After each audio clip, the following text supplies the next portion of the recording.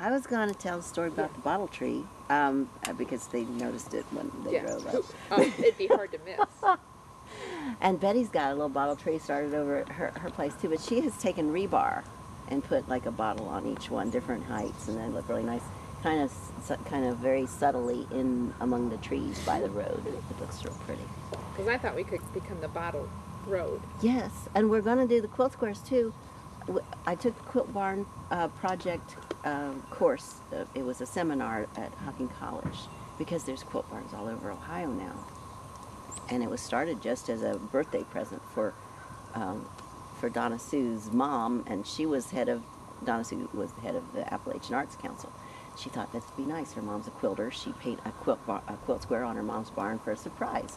And then all of her mom's friends wanted one too. And that's what started the Quilt Barn project.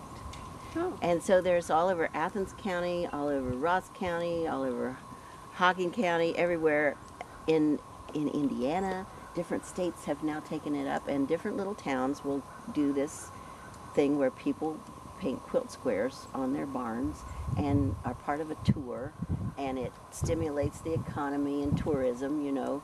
And so I thought, well, we'll just do it up on Chapel Ridge. We'll paint our own, because they would hire professional artists to do it. Nancy Green just did one. Did she? What's For hers kids. like?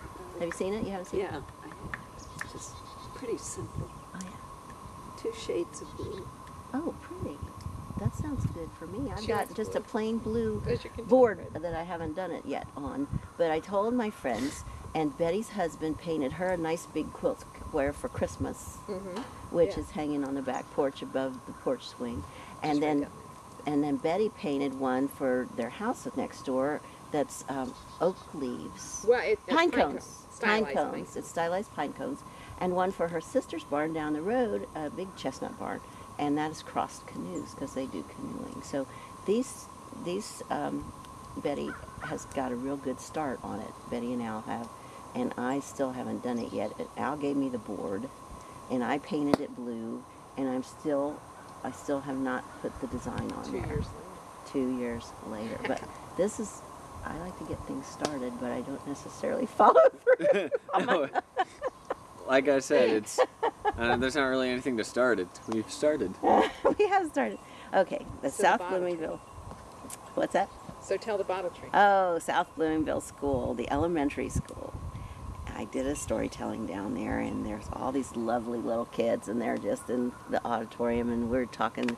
I'm telling stories, and this one little kid, there's always just an ordinary little kid in almost every crowd, and even if there's just grown-ups, there's usually one ornery grown-up. But this little kid stood up and he said, "I know what house you live in. You live in that house with all the animals and the junk and the trucks in the yard. That's where you live." And I said, "No, it's not. You know, the school bus went by our house every morning, and we didn't have anything in our yard yet. We just moved here, and all there was just that big rock, hardly any grass, no gardens, nothing. It was real plain. They had dogs, and they'd been renters, and they'd chained the dogs to a tree, and so the dirt was all worn off of the lawn was a mess, and it didn't have any of these nice rocks anywhere, just that one big rock in the middle." Thank you. Oh, brownie. I'll wait because I'll get brownies in my teeth at won't.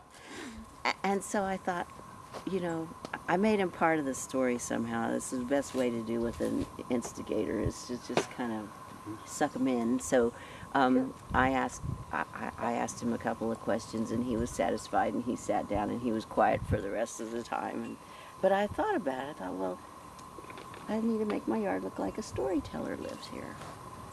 And I'd been saving blue bottles for a long time. I love those blue, that color blue, the milk of magnesia color, and I had a couple of antique milk of magnesia bottles, and I'd saved, like somebody gave me bath salts, I saved that bottle because it was pretty. I used to laugh at my mom because she liked the color blue so much, and it was turning out that I really like it too. All my cars have been blue, except this one. But I thought, that's what I'll do. I'll make a bottle tree. And then I thought, I don't want to hang my milk of magnesia bottles on there. And I started out with just a couple of blue water bottles, and then my friend Jennifer Wellman told her parents about it, and they had bought a case of Riesling wine that came in blue bottles. And they said they were drinking as fast as they could, and they would bring me shopping bags full of empty bottles for me to soak the labels off. And Oh, I wow. still have several cartons of them on the porch that haven't been soaked off yet. Wow. Meanwhile, you could see the bottle tree is pretty full. And I worked on it. I worked on it a long time. And one day, Kenny came home 3 or 4 years later, seems like, and he was driving an old 85 Buick at the time, and he screeched it to a halt right in the driveway. And he jumped out and he said, "What is with this blue bottle tree? People are going to think a drunken hillbilly lives here." And I Drinking said, all that wine. "Oh, but I didn't drink that." But people are going to think, you know, he's a park ranger, he's a manager, he's a peace officer. People have to respect him, you know. I want people to think. Okay, so I just took a walk. When a man's in this sort of mood, you just don't try to reason with him. I just took a walk and went down the road and visited with my friends Lou and Linda at the Red Farmhouse for a while. And then I came home after dark, and he was asleep. And next morning, I packed his lunch and got him off to work. And when he came home that day, he said, "Come on in here. I want to show you something on the computer." I wonder what this is about. And he had typed in blue bottle tree at work on a computer, and it had come up with sites all over the Appalachian Mountains, north to south, and there were bottle trees all over the country, in that area especially, because it was an Appalachian tradition. The women just didn't have time. They worked so hard. They had a hard life, and they didn't have that much time to grow flowers or have pretty things, but they would take those milk and magnesia bottles and hang them on an old spruce branch in the yard and have something to catch the sunlight, and that's kind of how it grew. But there are roots in history and tradition that go back to West Africa, Jamaica, and even the Celtic peoples of the Misty Isles. So I felt real, justified here. I felt what's the word? Come on, Betty, help me here. When somebody affirms you, that's affirmed, it. yeah. Affirmed. And that was good, because he thought it was okay if other people did it. You weren't crazy. And I knew about the folklore about it, because a really, really good friend and a famous storyteller named Catherine Wyndham had spoken at our storytelling gathering several times, and she had this little book, and I had it, and it talked about the bottle trees and how it discourages the evil spirits. It encourages good feelings, and it was one of those things for protection. People did keep the witches away and that sort of thing. And so I researched it a little further, and it turns out that, well, you know how the color blue, to broaden it a little bit, the color blue is just one of those colors that psychologists have discovered is therapy for people. It helps them feel at ease and serene and calm, But from what I was learning about the ancient Picts in the Misty Isles of where Scotland and Ireland are today, the color blue, it can also mean something entirely different from the other side of the emotional spectrum. The ancient Picts were these tiny, tiny little people with wiry hair, bushy, wiry hair, and they were so fierce. They were the Aboriginal people of that place, way before it became civilized. And these people were so fierce. They painted their bodies deep blue and fought naked to terrify their enemies. And the women were equally as fierce as the men. And they would take even mica, the rock mica that it breaks up and it's all shiny. They would sprinkle it like over their bodies when the paint was still wet, and they would have like nighttime camouflage. They would look like the nighttime sky, and they just totally disappear into the darkness, and they could sneak up on their enemies. Nobody could defeat these people. They were such fierce warriors. And the Romans built a wall to keep them in. The only people who managed to defeat the ancient Picts were the Scots, and they were equally fierce warriors. And one of the ways, not just in battle and taking prisoners, was they married them.